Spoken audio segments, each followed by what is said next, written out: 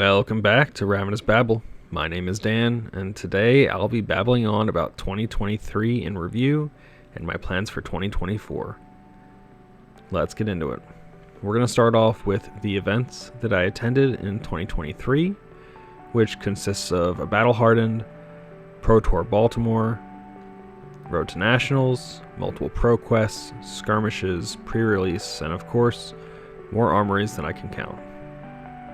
At Battle Hardened Meadowlands, which was in Secaucus, New Jersey, closer to New York, I played Viserai that weekend, and had an interesting beginning to the weekend because my first pairing at the Super Armory on that Friday was actually into Brody Spurlock, and I was still fairly new to the game, so I didn't have a lot of confidence going into the game, but the fact that Brody did what he usually does, where he's like kind of looking into space, but you can tell he's just super deep in thought, thinking about every possible play,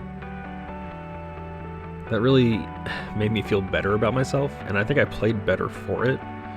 He was on Icelander, and the game was really close. He did end up winning, but it was a good match, so pretty cool. But in terms of the actual weekend, overall, I did get to play into Tommy Fresh, which was neat. Really cool guy. I got to meet Mansant, and he signed my Levia, so that's cool. And my buddy Blake from We Make Best actually was top seed in the Battle Hardened going into the top 8. He did unfortunately lose in the quarterfinals, but it is what it is. Pretty sure he lost against an old him, and it's just, we all know how old him was. It's not easy. My buddy Adam, he was still pretty new to the game at this point. He was on Fi, and he was tearing it up that day, to be totally honest. He didn't make top 8, but he did really well. He actually even got a feature match, so you can go back and watch that. Moving on from the Battle Hardened, the other big event I attended this year was Pro Tour Baltimore, or more specifically, the calling at Pro Tour Baltimore. I didn't qualify or enter the Pro Tour itself. I arranged an Airbnb for myself and 12 others in our group to go down and have a nice relaxing stay for the weekend, which I think is important when you're playing a high-level event. We did have 3 people that were staying with us, I believe, that were in the actual Pro Tour itself.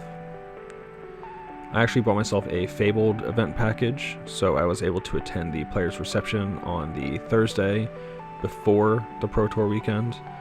Went down there with a few people that qualified for the Pro Tour, my buddy Bill, who ended up buying a Fabled package as well. We got to get the first look at Dusk Till Dawn at the time. We got a little bit of information on upcoming events. We got spoiled that they still didn't know where Worlds was. It did end up being in Barcelona, and it was really nice from what I could tell. There was food to eat. I got to finally meet Brandon from Metal Fab Tokens. I'd been going back and forth in emails with him for a while, just spitballing ideas for his tokens, and it was really nice to finally put a face to the person, you know. It was cool because throughout the weekend we'd see each other, we recognized each other at this point, we'd give each other a fist bump and ask how we're doing, that kind of thing, so that was really cool. But yeah, day 1 of the Pro Tour, I got to do the meet and greet with James White. I was extremely nervous about that, so hopefully next time I get to do one with him, I'll be a little bit more calm because I've met him already. I gave him a Ravenous Babble playmat, Ravenous Babble sleeves. He said he's going to bring them back to LSS, share them with the office because he gets so much stuff. I got him to sign a playset of Ravenous Rabbles for me, which are like treasures to me now. I have 2 decks right now that run Ravenous Rabble, and the fact that I gotta switch them back and forth just to you know, make sure I get to play with them, kind of frustrating, but that might be alleviated. We'll talk about that later in this video. But yeah, it was really cool to finally meet him. I got a picture with him, all that jazz. I actually got in line with quite a few other friends, so it was kind of one after another, which kind of helped with the anxiety. It kind of helped break the ice, if you will. On that day, I also spent a lot of time looking at vendors, getting cards signed by artists, watching games that were happening, the feature matches, because they had a pit set up where you could get up on risers on either side of the feature match area and watch the games. It was really fun to watch because our buddy Liam from We Make Best, it was him and Blake from We Make Best that came with us to Baltimore. And Liam was actually, if not the top seed in the day, he was one of the top 3 undefeateds in the day. But it was really fun to watch him on feature match too, especially like there's a match against Jamie Faulkner that he wins, and it's super, super clutch and super tight toward the end. It was really fun to watch live. Day 2 of Pro Tour Baltimore was day 1 of the calling, so it was finally time for us to get our game on. I went in pretty hot, playing Azuri, fresh out of Outsiders, and I went 3-0 in the first 3 rounds, and it spiraled out of control from there. I believe I played Tall Timmy in round 4, and I didn't know what Amulet of Earth did back then, and unfortunately, when you don't know what a card does, you should probably read the damn card, because that threw the match for me, unfortunately. But it's really cool. I got a picture with him afterwards. And then I believe in round 5 is when I played Sam O'Byrne. Now, I didn't know who Sam O'Byrne was. I didn't know I even played him in particular until recently. There was, I believe, a Savage Feats stream, and they were giving away a Plague Hive, and I won the Plague Hive, and he said, "Hey, Ravenous Babble, I'm pretty sure I played him in Calling Baltimore. Yeah, I have his sticker." And I'm like, wait, what? I gave out stickers to everyone who I played. Did I really play him? He's like, I was playing Lexi, and then it just came back to me. I was like, oh my god, he was my round 5 opponent. And he ran me over with Lexi, which was demoralizing for me because Lexi's supposed to be a good matchup for Azuri in general. It's not free, but it's supposed to be favored for us. And he crushed me. I'm pretty sure he apologized afterwards because he was just like, yeah. And I'm like, yep, I mean, it is what it is, right? I won another game within the last 3 rounds of the day, but I ended up going 4-4. Not great, but also my first calling, so I mean, I'll take it. I learned a lot. I won against a Dromai for one of those victories, which was great because Dromai is our hardest matchup. Well, her or Icelander, or maybe both. I don't necessarily consider Kano to be our worst matchup. I know a lot of people do. But there are Azuri builds out there where you run AB3, and Kano isn't as much of an issue as it would be with, say, the traditional redline deck that runs either AB1 or just nothing. But yeah, Pro Tour Baltimore was great. Day 3 of it, none of our people were still in it, unfortunately. We did watch a bunch of the top 8 matches throughout the day, hung out, did side events, all that jazz on that Sunday. And then by that evening, we went out for Korean barbecue, which has become kind of a tradition for us at this point. You know, if we go to an event, we travel to an event, we end up going out to Korean barbecue after the fact. And I feel like we may have gone out to Korean barbecue at the Meadowlands as well. I believe we did. I think we went out on that Saturday to celebrate Blake getting top seed, making top 8, and all that jazz. But either way, he was leaving that weekend on that Sunday. So it's kind of a bittersweet, you know, success story, and also he's leaving for a bit because he's from Australia, so he can only stay here for so long. But he stayed here for a few months, so it sucked because we got to make a friend, and then he had to leave. But he's been back since, and I'm sure he'll be back again at some point. But yeah, Korean barbecue, great. Love that tradition. And before we went out to Korean barbecue that night, Eric, one of my friends who was in the Pro Tour, he knew how much I really wanted the Arknight Shard playmat, and I couldn't afford it. It's like $250 to $300 at the time. It's probably still around that because it's a Pro Tour playmat. As a thank you to me for arranging the whole Airbnb situation, he just gave his to me. So I teared up, gave him a hug. We went out for Korean barbecue. We had a great night. Baltimore was magical. It was a really, really good time. Great memories in 2023, and it's what it's all about, you know? Now, unfortunately, there is one more memory from Baltimore that I have that other people don't, and it's the fact that I was the one person out of the 13 in our Airbnb that got COVID. and it was my first time getting COVID. So was a little upset about that because I dodged it for years. But yeah, and I actually just got over having COVID recently in the last few weeks. It sucks. It sucks every time. There's no getting around that.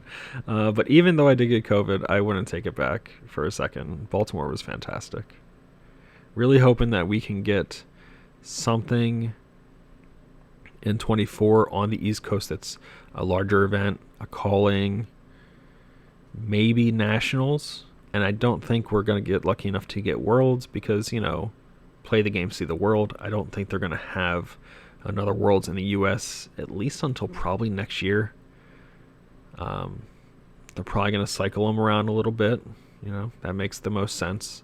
But for callings, we'll get into it later. There's a calling that's a little bit north of me, about 5 hours. Not going to be able to make it. But we'll talk about that in the 2024 plans of this video. I just hope we get more big events. That's my big hope for 2024. In terms of collecting in 2023, I was finally able to obtain a full collection, as in a full playset of competitive legal cards. So I have an entire collection of playable cards outside of special use promos, which means I can play any hero I want anytime. If someone else wants to play another hero, I can hook them up with the cards for it, let them borrow them. I actually even have 2 Fyendal Spring Tunic, 2 Crown of Providence, 6 Art of War, 6 Command and Conquer, 6 E-Strikes, and very recently I've added 6 Warmonger's Diplomacies to my collection. And the purpose of this is that I can double up any deck at that point. As long as it's not the same class, I can have 2 completely separate CC decks in full because there's no overlap. This allows me to hook any player up who wants to try any hero at any time, as long as they give me enough time to sort through everything and build the deck. You know, if you tell me an hour before Armory, I ain't gonna make you the deck. But it's been really helpful, and if no one has a secondary deck, but maybe they don't have a tunic or they don't have a crown, I can lend them that at the Armory. Now, that wasn't the full purpose of that. The main purpose was to have the ability to do that in case my wife wanted to play, because I did want her to play the game. But after some time passed, I realized, you know what? This game's probably not for her. I should probably just move on. I haven't been lending these cards out either, so maybe it's time to just sell them off. You know, who couldn't use the extra money? And I swear, not a day or two after I started thinking about doing that, she went to an Armory with me just because she wanted to come out that night and hang out with people. And our buddy Nick was like, "Are you playing?" Like, he's super excited that she's there. And she was like, "No, I don't have a deck." And I'm like, "I asked you if you wanted me to build Rhinar," because she had played Rhinar before. I'm like, "What the hell, man?" If there was a chance that you would have played, I would have built you Rhinar. And she's like, "Well, I didn't want to," like, "Oh, come on, really?" I was like, "All right, I got Bravo. How about you play Bravo?" And she's like, "I don't know how to play Bravo." I'm like, "It's the same as Rhinar. It's just Unga Bunga. You just bonk them. You take your hammer, you smack them. You punch them with a really big attack. It's easy." And she was like, "Oh, okay, I'll give it a shot." By the end of the night, she just looks at me and just looks up and smiles and says, "I like Bravo." I'm like, "All right, okay, we can work on that." She's been going to every Armory since. She's been wanting to practice in the off time a little bit. She's been wanting to go against tough matchups she's having issues with, so I'm building decks that I don't usually play just so she can get practice into them. But she cares about the game now. And to think that I was this close to selling off those cards, I'm so happy I didn't. That might be my favorite part about 2023. The fact that she just turned around on that, and now she wants to play. That's huge to me. Because we've played Magic together in the past, like casual Commander, but even when I built her a modern deck, I don't think she went to many events. You know? She never really got into it. But this, she's getting into it, and I think it's got a lot to do with the community and the camaraderie that comes with it. So there's a lot of friendships that are formed. There's bonds that are formed. And I think that means a lot, you know? But yeah, that's my biggest win in 2023. The fact that my wife now plays Flesh and Blood and is actually enjoying it. She's not doing it because I'm pulling teeth or anything like that. She's doing it of her own free will, and she's enjoying it, and that is just priceless. But like I mentioned, for Calling Baltimore, I played Azuri, fresh out of Outsiders. Azuri is something special for me. I kind of liked the Assassin class when it came out with Arachne, but they weren't really my jam. And then we found out we're getting a new Assassin, and we got the stealth cards revealed, and I kind of deciphered what stealth was, in that it's kind of, for lack of better words, it's like an inverted talent, in that it isn't something that specific heroes are allowed to use, but rather something that works for specific heroes. So in this case, Azuri Switchblade and Arachne Solitary Confinement. So between that and the fact that I actually kind of guessed what Azuri would do, I guessed that she would put cards into play face down, like attack cards. And people would say, that doesn't make any sense. How would that work? Etc. And I'm like, dude, you have to reveal it at some point, obviously. Like, why wouldn't it work? And then lo and behold, she uses stealth cards to sneak cards into play. And in my Magic background, I had been playing Yuriko as a commander a lot in the last few years. She's my third favorite commander, I think, behind Duretti and Feather, but I've been playing her a lot. I had like 13 commander decks, and she's one of my top 3. So the fact that Azuri and her hero ability were essentially Yuriko and the ninjutsu mechanic from Magic, I was head over heels immediately. I was like, yo, that's awesome. And the fact that you can sneak in generic cards, as long as they cost 2 or less, you're telling me I can sneak in a Command and Conquer? Okay. So yeah, I was on the Azuri train pretty quick. And as far as my collection of playable cards, well, it does go over the top and more into the kind of collector's territory. I have quite the Assassin Coldfoil collection. Coldfoil Black Tech Whisperers, Mask of Perdition, Flick Knives, Plague Hive, and it's signed by Mark Poole. Both orientations of each dagger, and even an extended art Redback Shroud. And, oh, obviously Coldfoil Azuri. So all those Coldfoils, oh, they look so good. But yeah, Azuri is 100% my jam, and honestly Arachne's piquing my interest as well with the heavy hitter spoilers that we've been getting. Arachne's getting 1 card, but it's pretty juicy, so we'll see. I might have to dabble on Arachne a little bit. I won't turn my back on my boo, but might have to dabble. And honestly, it just seems like I have some kind of... This is gonna sound stupid, but it seems like I have some kind of connection with Azuri. Because after playing her for a while, after observing different deck lists in the community, different builds and all that, I just kind of came to the conclusion that we were playing an extra 6 that usually wanted to be a 3-block, and there weren't many choices. There weren't. A lot of people settled on like Nourishing Emptiness. And it's for poppers, you know. I saw people running Reckless Onslaught, Raging Onslaught, yellow for a while. And you can't even sneak that in with Azuri. That's just yellow, so you can pitch to dagger. It's a 3-block, and it's a 6 for Dromai, because that's a tough matchup for us. And I was just like, you know, if we had a 2-cost, 6-power, 3-block assassin attack action card that had Contract, that would be great. Because Azuri does have a silver problem. She doesn't get silver nearly as much as Arachne does, but it would be nice if she did. I don't even care what the Contract does. Like, that's just all I want. And maybe 2 months later, and I have this, I got this in DMs. I'm not lying about this.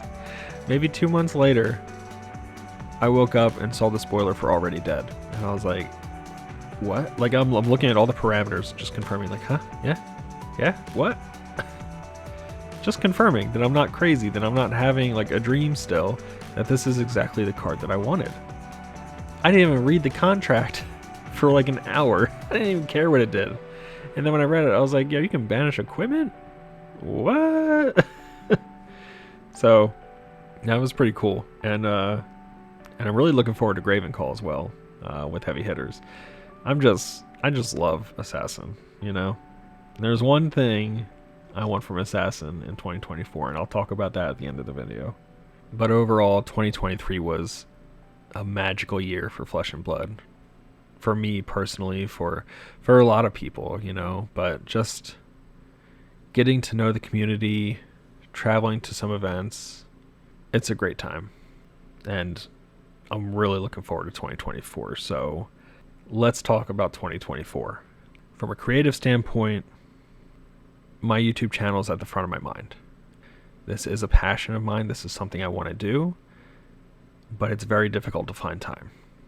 Between a full-time job, 2 armories a week, plus social Saturdays on Saturday where we try to get new players into the game if possible, or just hang out, trade, play more casual formats like Commoner, maybe some sealed or draft. It's tough, you know? And also now I'm trying to go to the gym at least once a week.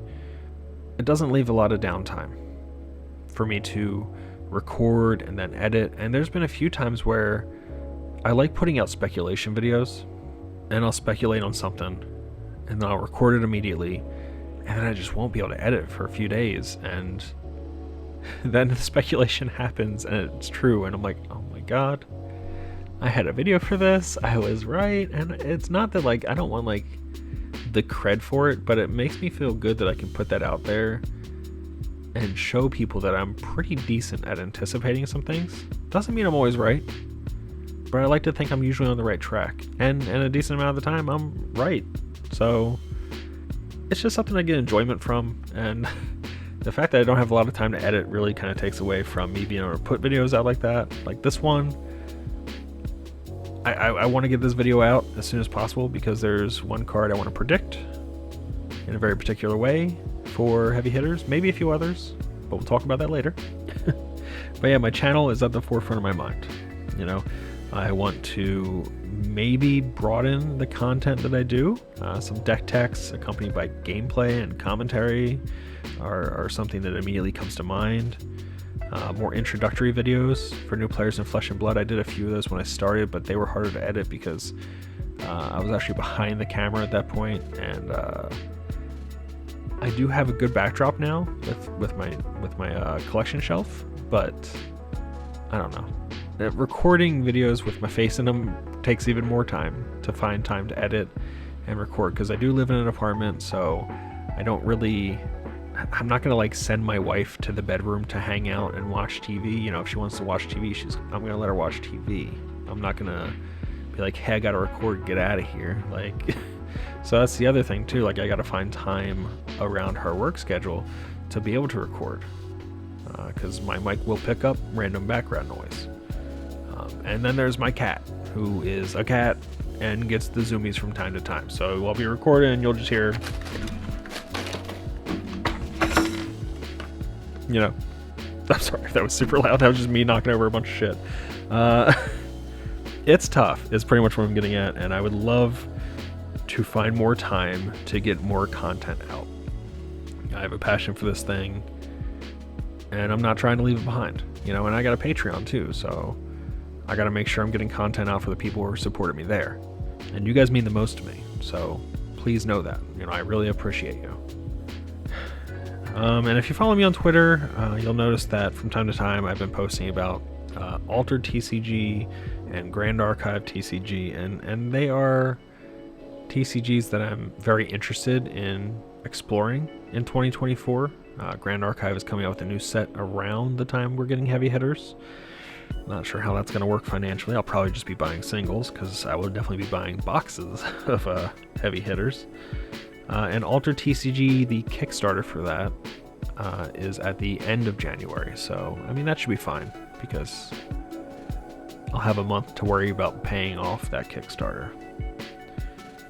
The point of me mentioning this is that while I am interested in other TCGs, and I will compare and contrast them here and there as examples for different topics, you can expect my channel to remain purely Flesh and Blood in terms of the content itself. As much as I might love to make a video for Altered TCG or for Grand Archive, I want the people who follow me to know that this is a Flesh and Blood channel. And if I bring up other TCGs, it is purely for comparison purposes. Now, events in 2024. This is kind of what I was talking about earlier, how I said I wanted a calling on the East Coast, hopefully a little bit closer to me. Maybe, I can't really say Baltimore because we had the Pro Tour last year, which was accompanied by a calling. I don't really feel comfortable saying New Jersey because the first Pro Tour was there, accompanied by a calling. And there's already a Battle Hardened scheduled for Philadelphia, so that kind of screws with my tri-state interest. I mean, there's always New York, I guess, but who would want to go to a calling in New York? Yeah. But anyway, there's Calling Hartford coming up, and a bunch of my friends are going to it, and I can't go to it, and it's unfortunate, but it's also okay. It's unfortunate because it's my birthday weekend. You know, Heavy Hitters comes out on the 2nd, my birthday is on the 3rd. I will be in Atlantic City, New Jersey to see Tom Segura, and I'm very thankful for that. These are tickets for my wife. We're going to have a great time. We love Tom Segura. Maybe I'll go gamble a little bit. But even that's not going to stop me from doing Flesh and Blood stuff. We're going to make sure we pick up my cases before we go down on that Friday, since it's release day. And we'll probably be cracking boxes down there and recording them together, having a good time. Hopefully we get a Marvel Betsy because she wants to move on from Bravo to Betsy. So I'm glad to see that a hero's coming out that she's showing a lot of interest in. So if we don't open the Marvel Betsy, I will be in the market for one. If someone opens one and wants to trade, I'm here for it. Hopefully I get at least one Marvel hero. Maybe we can just trade one for one. I would love to go to another calling. They're great. This one is a sealed calling, so I guess I'm not missing out as much as if it were like a CC calling, but they will have that Friday event that is going to be giving out the extended art Ravenous Rabbles, and your boy needs these Ravenous Rabbles, alright? I kind of expected Ravenous Rabble to be printed in a judge pack as a cold foil, and then me just signing my life away to get 3 of them, because how could I not? My channel name is Ravenous Babble. It's my whole identity on this channel, you know? But the extended art Ravenous Rabble promos will be at numerous events, it seems, including Battle Hardened Philadelphia, which I will be going to. Whether or not I go to that Friday to get a Ravenous Rabble promo really just depends on how many I have at that point. If I have a playset, I might be less inclined. But honestly, at this point, I might want to get 2 playsets of them, because I would like to get Isuarte Therianto to sign a playset. I'm a big fan of his art. I'm glad he did the art for this. It looks fantastic. I would love to have a playset signed by him. But at the same time, I would also love to have another playset of Ravenous Rabbles signed by James White. Now, both of these people are not going to be easy to find to get these signed, but I will probably want 6 of these eventually. I want at least 3 to play with in the short term, so me attending that Friday will probably be dependent on whether or not I have 3 at that point, and then 6 will come with time, because it's probably going to be a while before I see James or Isuarte again. So, yeah. But I will definitely be at the Battle Hardened on that Saturday. Hopefully it's CC. If it isn't, I'll probably still play it. My wife wants to play. She told me last night, she said, you know, she's asking when the dates were for it, and she said, okay, if it's Classic Constructed, I want to play. I was like, all right, let's do it. And she's like, but I'll probably have to play Bravo because, you know, Betsy will only be out for a month. I was like, no, we can get you ready. We can get you ready for a Battle Hardened with Betsy. Like, you gotta be willing to put the time in, but we can get you ready. So we'll see what happens. Either way, she gonna be bonking bitches with her her guardian hero for sure. But yeah, hopefully we get a big event on the East Coast. Like I said, calling or nationals would be fantastic. But again, if it's not on the East Coast, I get it. I already know for a fact that I'm not going to be able to go out to Pro Tour 4, yeah, in Los Angeles. It's just too far. I can't afford the travel. I've got too many other bills and things to worry about. So when it comes to traveling to events, unfortunately, I can't go to as many as I would like. I would love to go to as many as possible, but it's just not in the cards. So, gotta keep hoping. We'll see. As far as collecting in 2024, Ravenous Rabbles. Extended Art Ravenous Rabbles. We already talked about that. That's my main goal right now, is to get 3 of those. But obviously I want to make sure that I maintain a full collection of playable Flesh and Blood cards. And I have been. I did slip up a little bit recently. I think I'm missing 1 Adaptive Plating and 3 Tome of Imperial Flame. And that's kind of just because I don't really want to get the tomes at around $30 each. I don't really play Dromai. I have a Dromai deck, but I don't really play it.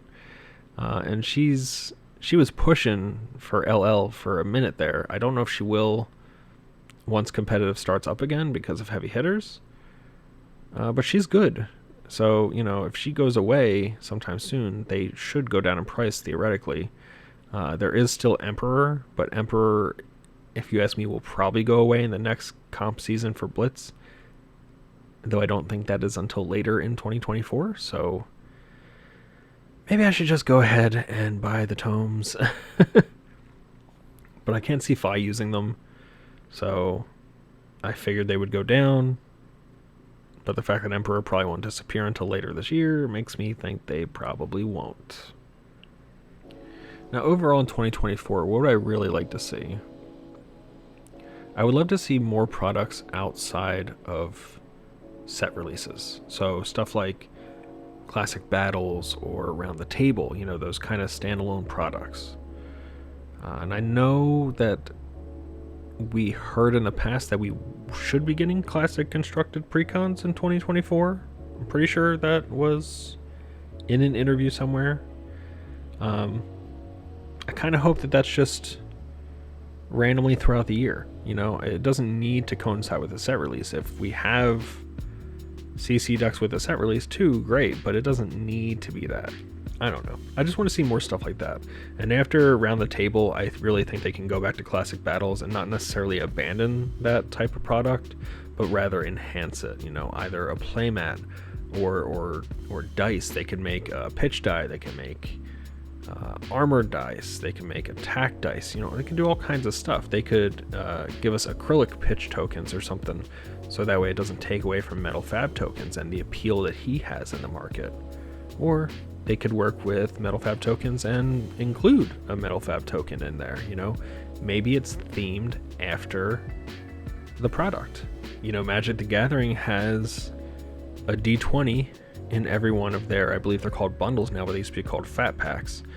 If they made something like that for Flesh and Blood, I think I heard recently that there was like a box buying problem, like some people just weren't buying boxes of Bright Lights because they didn't care.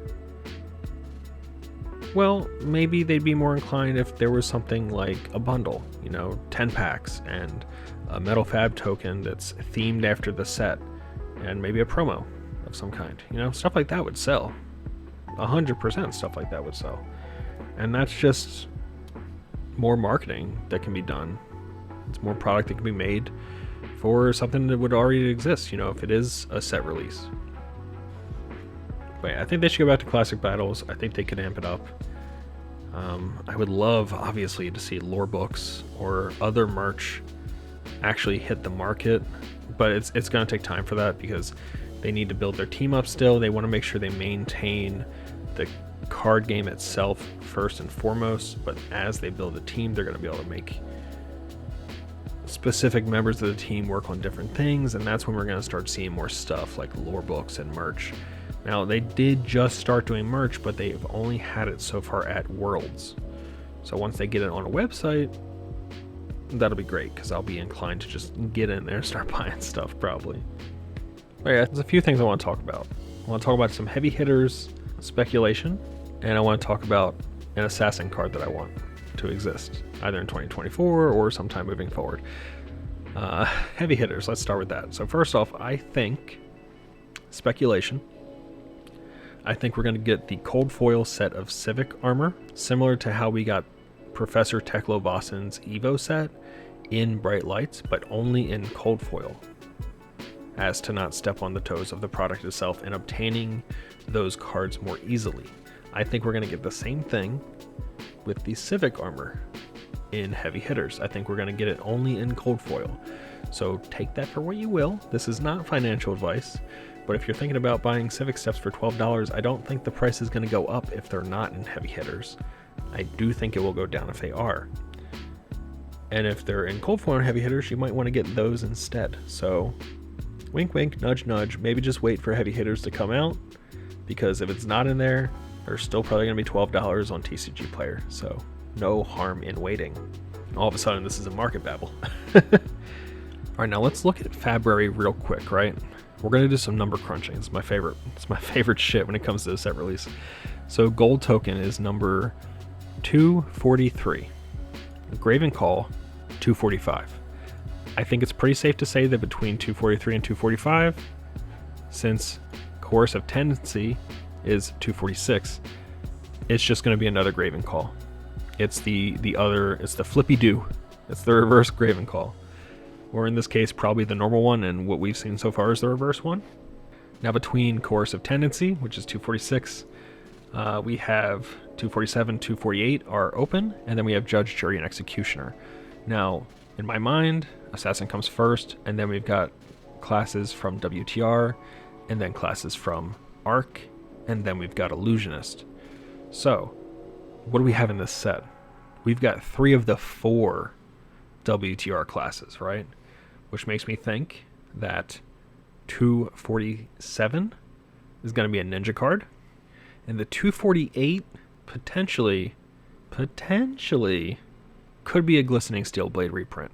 It doesn't fit in the set, and yes, it is a warrior card, and you might be like, well, why would they print a warrior card in the expansion list in a set that has warrior? Well, there's no Dory in the set, so duh. It's a needed reprint to some. Anything in the $30 range I don't think is a needed reprint personally. But the way you go about getting it, people have an issue with it. So people have been vocal about it. People also want foils of it. Me, because my entire Dory deck is foil except for the Glistening Steel Blades. So I think Glistening Steel Blade might be 248, and 247 is going to be a ninja card. Then we don't have a spot until 252, which is after Runeblade, but before Illusionist. So to me, that's a wizard card. So we'll see if that's true. And this is me still trying to really figure out how they order this stuff. Then we've got Luminaris at 254. Based on Bright Lights, it does seem like Talons come second to last in this ordering. That would mean that 255 is either... It would mean it's a shadow card, a light or a shadow card. Or what comes dead last in that number arrangement, according to Bright Lights so far, is generic cards. So my big call for heavy hitters is that 255 will be Command and Conquer. It is the last card that needs a desperate reprint out of like all the cards that are playable in Classic Constructed and in competitive Flesh and Blood in general. Yeah, you could say Eye of Ophidia, Heart of Fyendal, but those aren't cards that you need. And not to say that you need any cards, but you don't need to be playing Heart of Fyendal. You don't need Eye of Ophidia. There's an argument that can be made to not play them because they don't block, blah, blah, blah. But let's face it, Command and Conquer is a staple card. People need 3. People needed Crown. People needed Tunic. Those last 2 cards have been reprinted. CNC has not yet. And I think that this is the perfect opportunity for them to do that. Now, will we get Glistening Steel Blade and Command and Conquer? Sure, why not? But we'll see what happens. I think we're getting Command and Conquer at 255. And the big tell for that will be if we just don't get it spoiled. Because the way it's been going so far, if a card has been reprinted, it has not gotten spoiled. In Bright Lights, we did hear about Final Spring Tunic, but that was more of a, this is the expansion list, this is the stuff you can expect kind of thing. We didn't get a reveal for Maximum Velocity. And that was the last M that was missing in the set. Same thing for Teklo Foundry Heart. We didn't get a reveal on that in Bright Lights either. In Dusk Till Dawn, we didn't get a reveal for Crown of Providence until people started opening the set. I was like, we got a legendary left. What the hell is going on? It was Crown of Providence. So if all these cards start coming out before we see box openings, if spoiler season's done, right? And then people start cracking boxes and you haven't seen the full list, if 255 is still blank, I think it's Command and Conquer. It could be any generic, technically, but I think Command and Conquer falls in line because during heavy hitters, I'm not sure how this works exactly, but during limited events, whichever heroes win, they're going to get points. And then at the end of the season, whoever won with the hero that won the most points, those people will get one copy of a special Command and Conquer featuring that hero at some point later in the year. And the fact that that's kind of already out there, I'm just like, is that what they're doing with Command and Conquer for this set, or are they doing it in addition? Because this will be the second time Command and Conquer has gotten a reprint in a promo sense. But we need to get one in a normal set. And if it's the expansion list, that works. I mean, they're not going to be as common as they would be if they were in the normal set, because the expansion list shows up at a different rate. But there will be a number of Command and Conquers entering the market.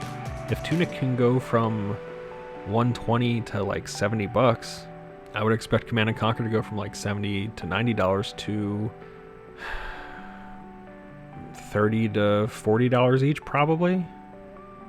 Maybe go back to 50 once we move on to the next set and kind of settle around 50.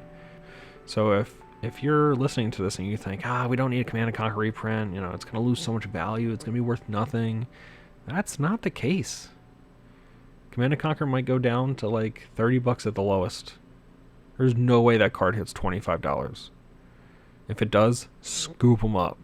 Not financial advice, but scoop them up, because if you don't, I will. But yeah, that's my guess for... That's my speculation for heavy hitters, so we'll see. And hopefully I can get this damn video out before anything else gets spoiled, because we still don't know our 6th hero, although I think it has been pseudo-spoiled at this point because TCG Player put out their bundle today, their offer, and it has the box art. And on the box you see the Golden Guardian from the Organized Play poster, the 1.5 million poster. You see that guy on there. The guy that looks kind of like Brevant meets Trump. But we do have confirmation that it's not Brevant from something at some point in the last few months. I don't remember where it was, but we have gotten confirmation that's not Brevant. Maybe it's his daddy. I don't know. But anyway, 2024, the penultimate thing that I want. You ready for this? If I can will into existence Already Dead, which I'm saying I did, I'm gonna will this one into existence. So I'm gonna make a video about it. Hopefully, I gotta talk to Nick about it. We did a little R&D, and I think it might be fun if we collab and make a video on the design process, the thought process of this particular card. But the one card that I want to exist in 2024 is an assassin attack action that costs 1, swings for 4, blocks for 3, has stealth, and has go again in some sense. It is a majestic. I'm going to point that out there because we don't need a rainbow cycle of this. Straight go again's probably too good. Maybe we go this route. So it would be stealth, and then if you've hit with a dagger this turn, this gains go again. So 1 cost, 4 power, 3 block, stealth. If you've hit with a dagger this turn, this gains go again. On an assassin attack action majestic. And the name we would go with, since all stealth cards have 1-word names, Fake Out. And I'll put it on the screen now in case anybody wants to take a look at the final product. And we'll get more into it when and if we make that collab. But it was a really fun card to make. Got some AI art for the mock-up of it. But yeah, that would be the one card I want in 2024 for Assassin. I think that would really add some spice to Azuri. And if I can put that energy on the universe and somehow it becomes a thing, hey, that's great. And I'm going to throw this out there too, because I've seen things like this in the past with Magic, where people will design cards or they'll suggest cards, and I see like Mark Rosewater saying like, we can't take your ideas or something, and that might be a legal thing. So I'm gonna say it right here, right now. LSS, if you like this idea and you want to make this idea and there's some kind of a legal issue, I give you every single right that I possibly have to this concept to make this card. I just want the card to exist.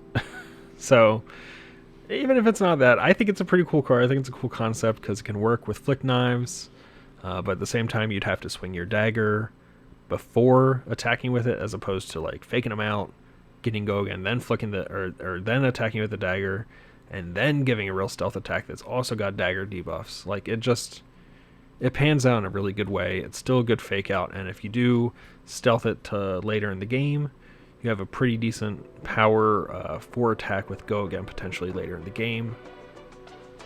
And just the fact that it works with flick knives is really cool, especially in an age where we're getting something like Ravenclaw and we can buy that back. Yeah. Would love for this to be the card, but if we can get a 4 power stealth go again card of some kind in Assassin with 3 block that costs 1, you can make that go again condition whatever you want. Anyway, I'll stop babbling on at this point. We've gone on for long enough. Thank you for listening. Thank you for watching my videos in 2023. I hope you're looking forward to 2024 with this channel and with Flesh and Blood in general. If there's any kind of video that you'd like me to create, just let me know in the comments. You know, reach out. I know I don't have a lot of time to make videos, but I'm going to try and make as many as I can. So, yeah, until next time, stay safe, keep playing great games. I'll catch you on the next one. See ya. Shout out to the Ravenous Babble patrons who keep the channel going. If you would like to support the channel, head over to patreon.com/RavenousBabble and see which tier is best suited for you.